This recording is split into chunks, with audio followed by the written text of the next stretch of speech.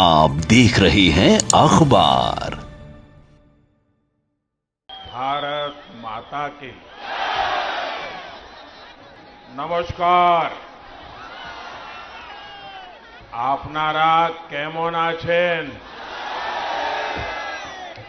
ये मेरा सौभाग्य है कि आज इतनी बड़ी संख्या में आप सभी बीजेपी को आशीर्वाद देने आए हैं। आपका ये उत्साह साफ साफ कह रहा है, बंगाल में इस बार बीजेपी सरकार। बंगाल में इस बार बंगाल के उज्जवल भविष्य के लिए इस धरती पर हमारे 130 के करीब कार्यकर्ताओं ने अपना जीवन न्योछावर कर दिया ताकि बंगाल आबाद रहे।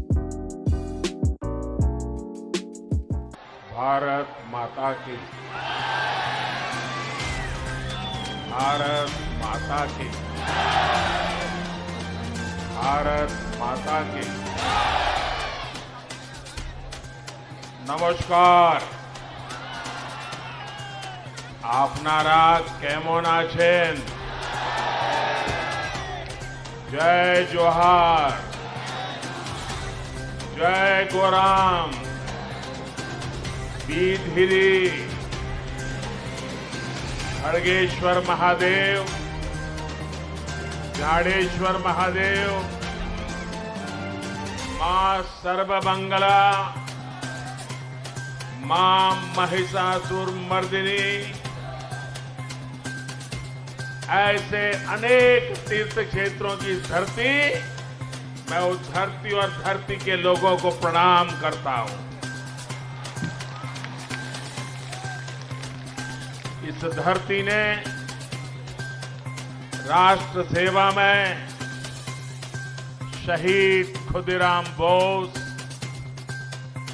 क्रांतिकारी हेमचंद्र कानूनगो, वीरेंद्रनाथ शासमल, निर्मल जीवन घोष, ऐसे अनगिनत क्रांतिकारी दिए। यहां के संथाल आंदोलन ने भारत की आजादी में बहुत अहम भूमिका निभाई है। ये धरती भारत मां के महान सपूत ईश्वर चंद्र विद्यासागर जी की भूमि है। इस भूमि को मां शारदा देवी, रानी रासमोनी, देवी चौधरानी जैसी अनगिनत विभूतियों ने धन्य किया है।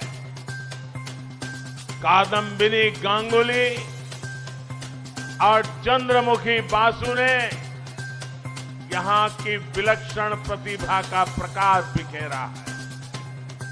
इसी क्षेत्र में देश की आजादी के लिए शहीद हुई माता स्वरूपा मातंगिनी हाजरा ने नारी शक्ति का सबसे बड़ा आदर्श प्रस्तुत किया। मैं इस धरती का वंदन करता हूं। ये मेरा सौभाग्य है कि आज इतनी बड़ी संख्या में आप सभी बीजेपी को आशीर्वाद देने आए हैं। आपका ये उत्साह साफ साफ कह रहा है, बंगाल में इस बार बीजेपी सरकार। बंगाल में इस बार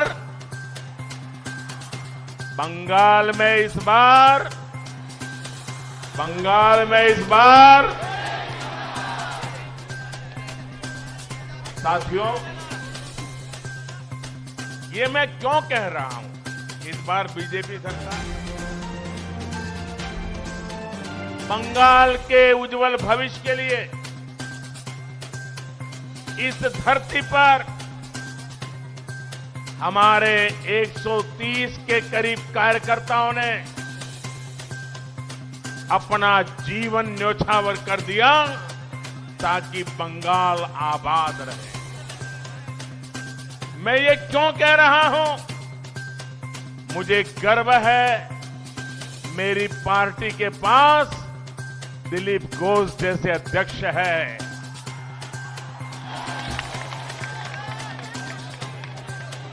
आज पार्टी को जिताने के लिए पिछले कई वर्षों से दिलीप घोष न चैन की नींद सोए हैं, न दीदी की धमकियों से डरे हैं। उन पर अनेक हमले हुए, उनको मौत के घाट उतारने की कोशिशें हुई, लेकिन वह बंगाल के उज्जवल भविष्य का प्रण लेकर के चल पड़े और आज पूरे बंगाल में नई ऊर्जा भर रहे हैं। और इसलिए मैं कह रहा हूं कि इस बार बीजेपी सरकार, साथियों, खड़गपुर के इस क्षेत्र में मिनी भारत की झलक मिलती है। भारत की विविधता, अलग अलग भाषाओं, बोलियों की ताकत यहां देखने को मिलती है। खड़गपुर का इतना लंबा रेलवे प्लेटफॉर्म, भारत की पहली आईआईटी इस भूमि का गौरव बढ़ाते हैं। भारतीय रेलवे को मजबूती देने में यहां के लोगों का बहुत बड़ा योगदान रहा है। इस ऐतिहासिक भूमि पर मैं आप लोगों को अशोल परिवर्तन का विश्वास दिलाने आया हूं। अशोल परिवर्तन। आपने कांग्रेस के कारनामे देखे हैं, वाम दल की बर्बादी को अनुभव किया है और टीएमसी ने आपके सपनों को कैसे चूर चूर किया, पिछले 70 साल में यही देखा है। मैं बंगाल वासियों के कहता हूं, आपने 70 साल तक अनेकों को अवसर दिया।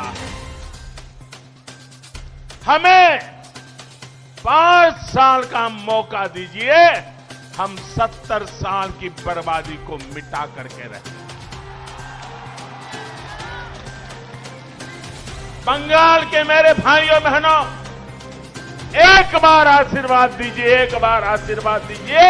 हम अपनी जान आपकी भलाई के लिए खपा देंगे।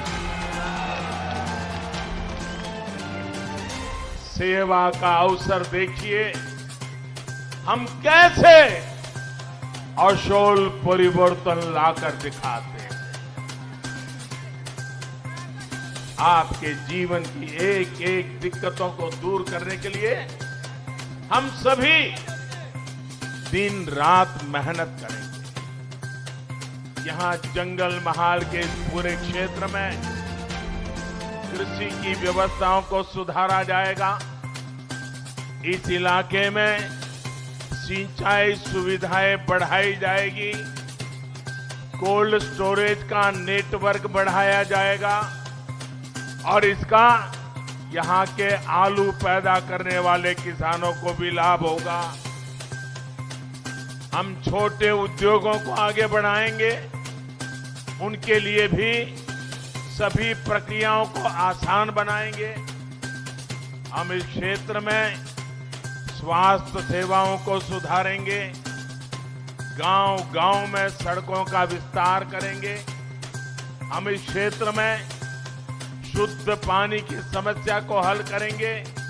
हर घर में पाइप से साफ जल पहुंचाएंगे। हम आदिवासी वनवासी संस्कृति की रक्षा के साथ उनकी भाषा, उनके गौरव को एक नई ऊंचाई देने के लिए प्रतिबद्ध है। साथियों, मैंने ब्रिगेड मैदान में कहा था कि बंगाल का बीजेपी पर कर्ज है। बीजेपी जनसंघ से निकली पार्टी है। जनसंघ के जन्मदाता नाम की, जनसंघ जन्मदाता जन्मदाता नाम की, जनसंघ जन्मदाता नाम होच्छे श्यामा प्रसाद मुखर्जी। जनसंघ के जनक इसी बंगाल के सपूत थे। इसलिए अगर यहां सही अर्थ में कोई बंगाल की पार्टी है तो वो सिर्फ और सिर्फ बीजेपी है। बीजेपी के डीएनए में आशुतोष मुखर्जी और डॉक्टर श्यामा प्रसाद मुखर्जी का आचार, विचार, व्यवहार और संस्कार है। इन्हीं संस्कारों को लेकर हम बंगाल के हर क्षेत्र को विकास की नई ऊंचाई पर पहुंचाना चाहते हैं। हम सिर्फ बंगाल में कमल ही नहीं खिलाना चाहते, बल्कि बंगाल के लोगों का भविष्य उज्जवल बनाना चाहते हैं।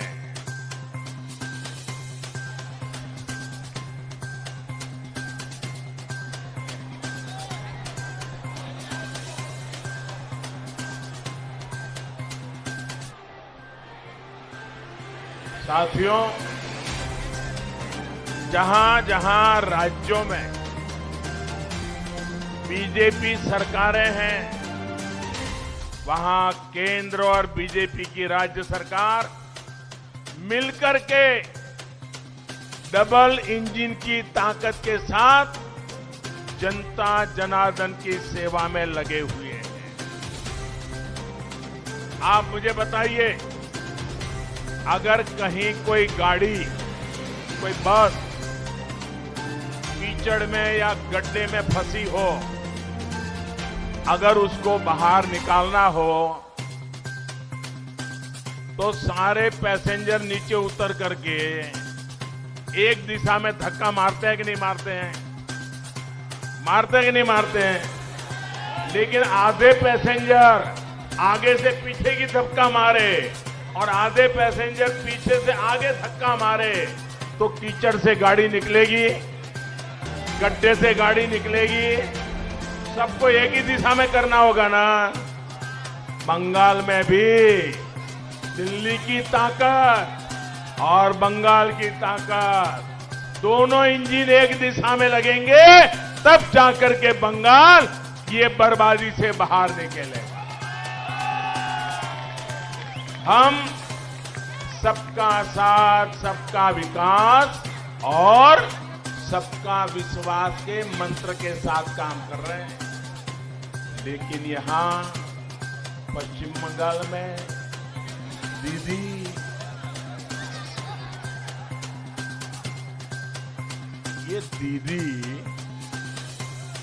विकास की हर योजना के सामने दीवार बन करके खड़ी हो गई है। आपने दीदी पे भरोसा किया, लेकिन दीदी ने आपको दुर्नीति दी, आपके साथ विश्वासघात किया कि नहीं किया? विश्वासघात किया कि नहीं किया? आपके सपनों को चूर चूर कर दिया कि नहीं कर दिया? 10 साल में बंगाल को बर्बाद किया कि नहीं किया? और अब देखो, आज दीदी 10 अंगीकार की बात कर रही है। 10 अंगीकार। अरे दीदी,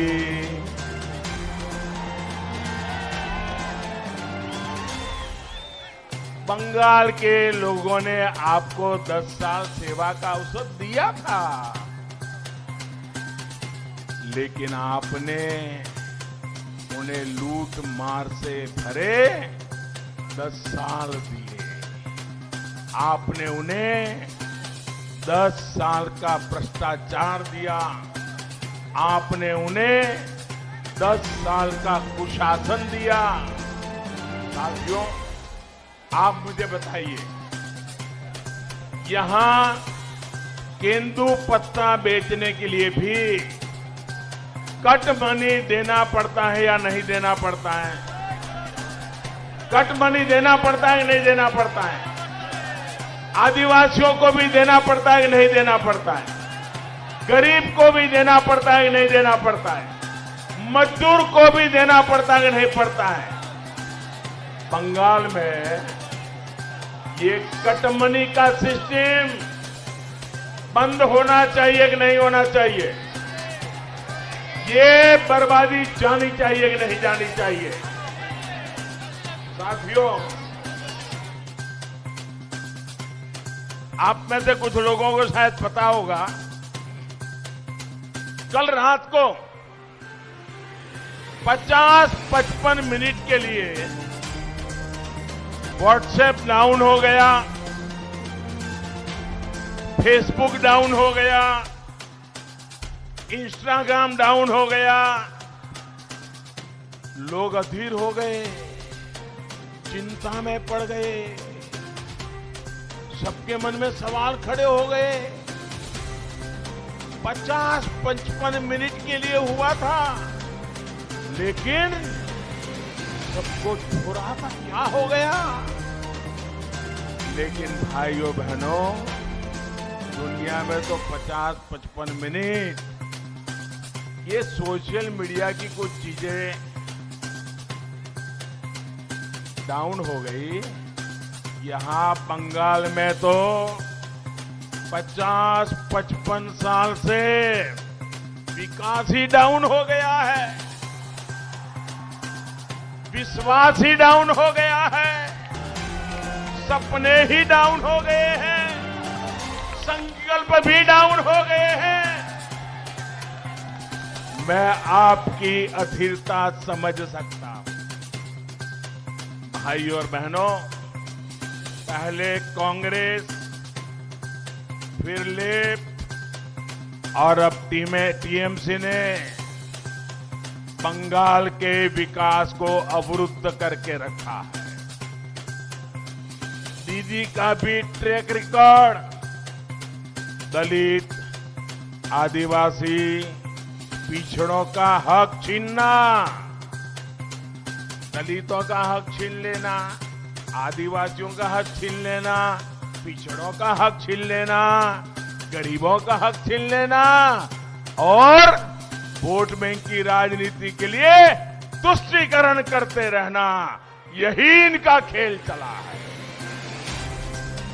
दीदी ने बंगाल के युवाओं के, यहां की युवा पीढ़ी के बहुत कीमती 10 साल छीन लिए हैं। दीदीर पार्टी होच्छे निर्ममतार पाठशाला। दीदीर पाठशालाते सिलेबस होच्छे तोलाबाजी।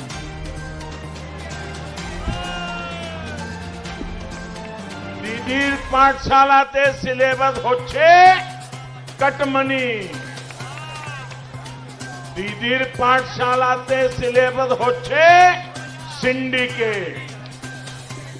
दीदीर पाठशालात उत्पीड़ने ट्रेनिंग देवा होय, आराजो को तो ट्रेनिंग देवा होय। साथियों, आज पश्चिम बंगाल में शिक्षा की क्या स्थिति है, एक खड़गपुर के लोग बहुत भली भांति जानते हैं। शिक्षक भर्ती के नाम पर यहां का युवा कोर्ट कचहरी के चक्कर लगाने के लिए मजबूर है। भर्तियों के लिए जो बोर्ड, जो कमीशन बनाए गए, उन्हें भी टीएमसी काडर के हवाले कर दिया गया है। बहनों और भाइयों, शिक्षा को लेकर दीदी और उनकी पार्टी की सोच का एक और उदाहरण आज मैं आपको देता हूं। हमारे देश में 3.5 दशक के बाद यानी करीब 35 साल के बाद नई राष्ट्रीय शिक्षा नीति लाई गई है। पूरे हिंदुस्तान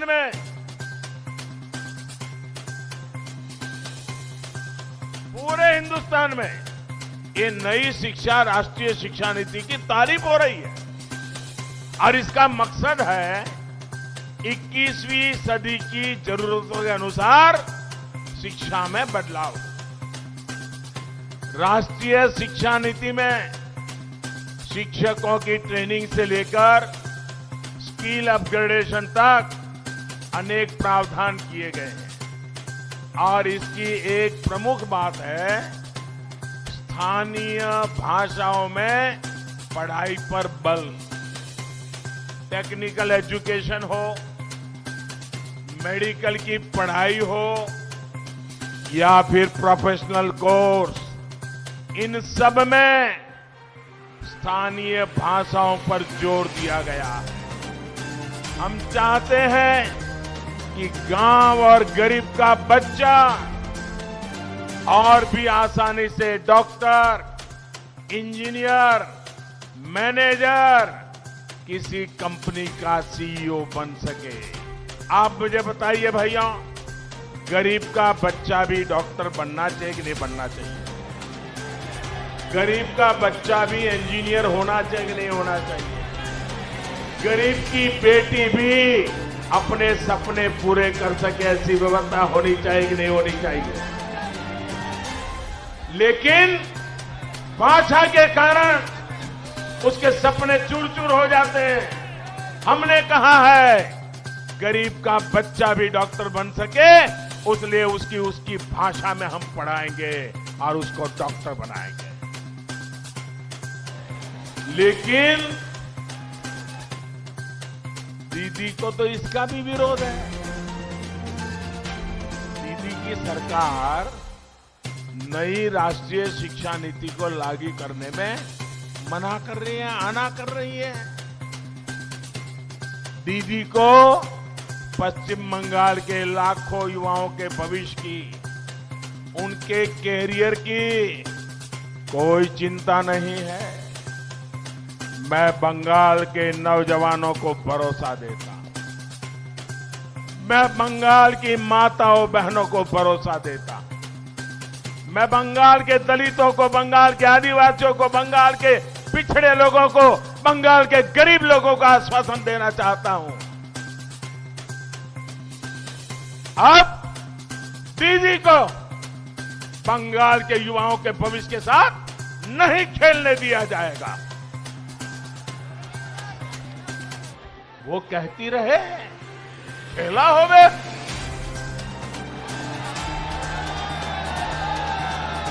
लेकिन पूरा बंगाल आज कह रहा है, ये हमारा पश्चिम बंगाल आज कह रहा है, खेला शेष होवे, विकास आरंभ होवे। साथियों, आज दीदी से पश्चिम बंगाल के लोग 10 साल का हिसाब मांग रहे हैं, लेकिन जवाब देने के बजाय दीदी उन पर अत्याचार कर रही है। आज हर बंगालवासी कह रहा है दीदी के तो बोलछी किंतु उन्हीं सुने छन्ना। अम्फान चक्रवात का हिसाब मांगो तो दीदी को गुस्सा, राशन के चावल की चोरी का जवाब मांगो तो जेल में डाल देती है, कोयला घोटाले पर जवाब मांगो तो पुलिस से डंडे मरवाती है, चाकरी पर जवाब मांगो तो घर जला दिया जाता है। साथियों, आज बंगाल का गरीब पूछ रहा है कि उसको आयुष्मान भारत के तहत मुफ्त इलाज की सुविधा का लाभ क्यों नहीं मिलता? आज बंगाल का किसान पूछ रहा है, उसको किसान सम्मान निधि के हजारों रुपए क्यों नहीं मिले? शहरों में रेहड़ी ठेला चलाने वाले गरीब पूछ रहा है कि उनको पीएम स्वनिधि के तहत आर्थिक मदद सही से क्यों नहीं मिली?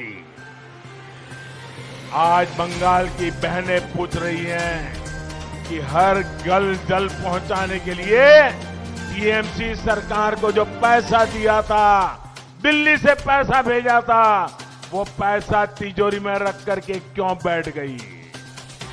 आज बंगाल का गरीब पूछ रहा है, क्यों ममता सरकार ने लाखों गरीबों को पक्के घर से वंचित रखा?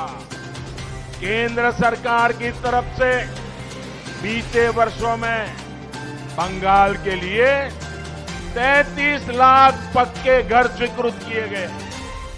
इनमें से लाखों घर अब भी पूरे नहीं हो पाए।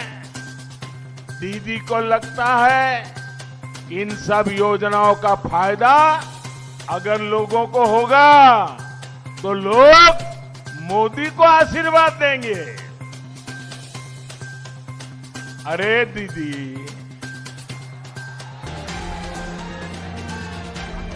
आपको मोदी को क्रेडिट नहीं देना था तो मत दीजिए, लेकिन अपने गरीब के पेट पर लात क्यों मारी?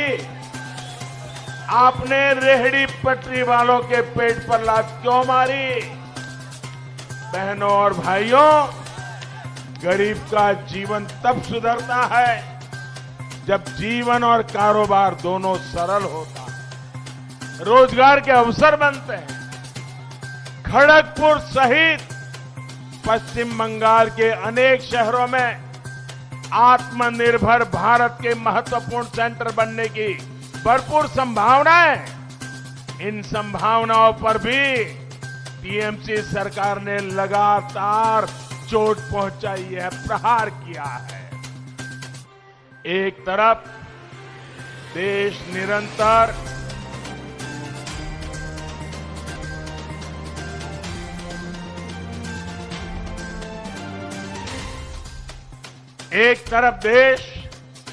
निरंतर सिंगल विंडो सिस्टम की तरफ बढ़ रहा है।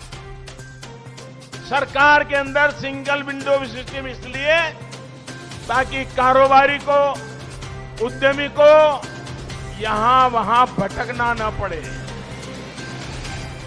लेकिन पश्चिम बंगाल में एक अलग तरह का ही सिंगल विंडो सिस्टम बना दिया गया। यहां एक अलग प्रकार का सिंगल विंडो है। बंगाल वालों को पता है, देशवासियों को अभी पता नहीं है इसका। ये सिंगल विंडो क्या है? बंगाल में सिंगल विंडो है पाइपो विंडो। बंगाल में कौन सा सिंगल विंडो है? बंगाल में कौन सा सिंगल विंडो है?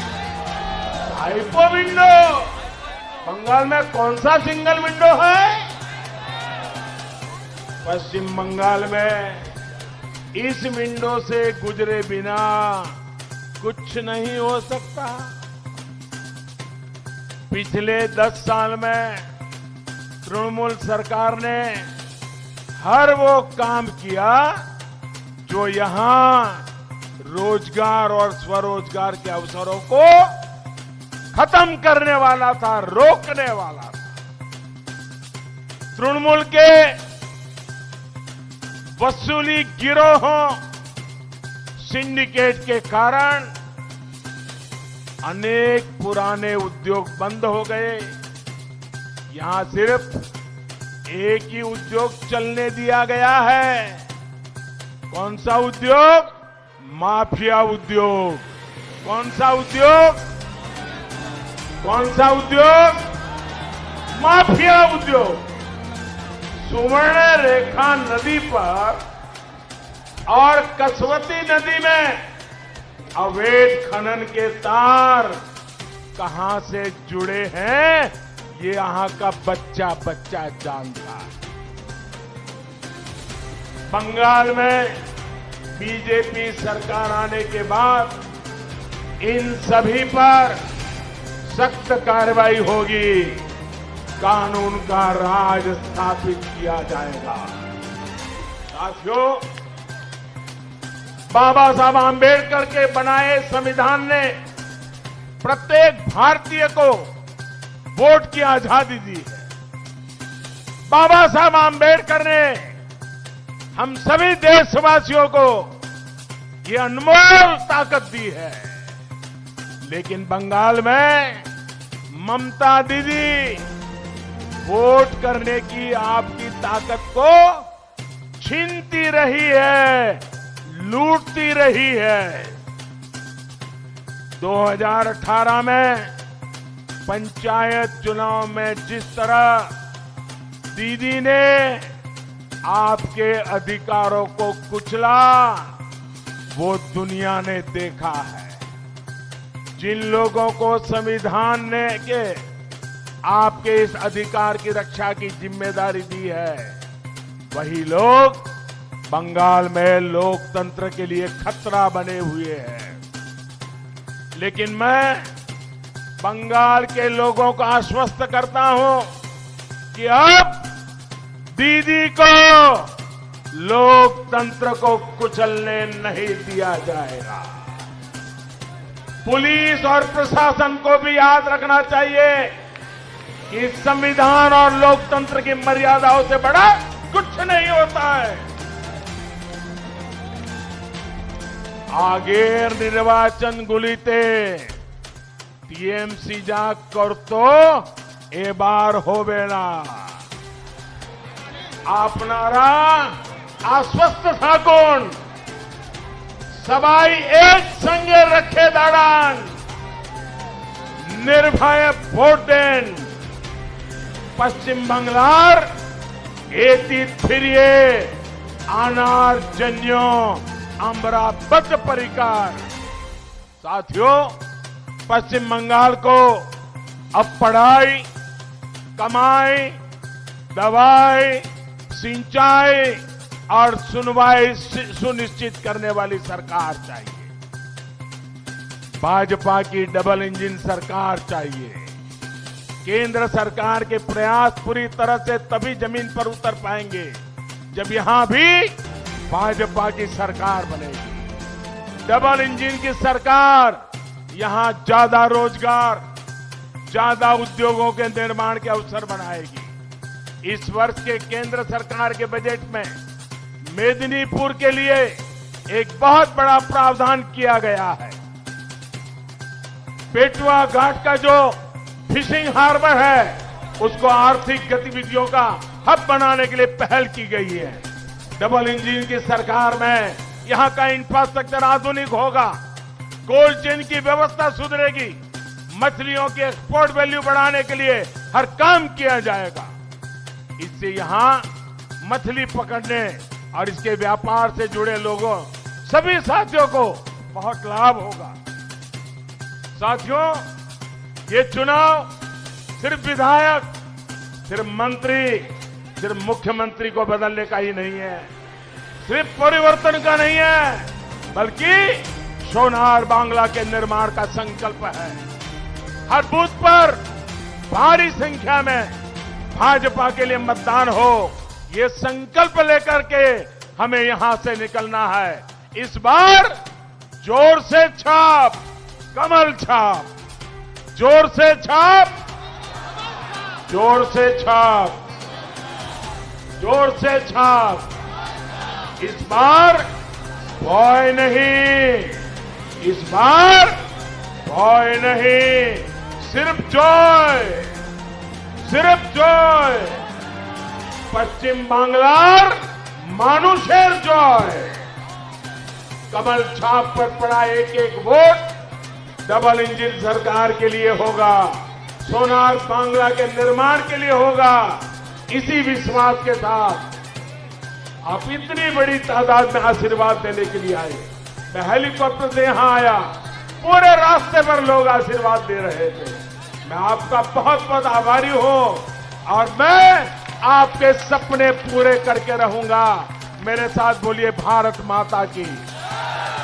दोनों मुट्ठी बंद करके पूरी ताकत से बोलिए भारत माता की, भारत माता की, भारत माता की, भारत माता की, भारत माता की, भारत माता की। बहुत बहुत धन्यवाद।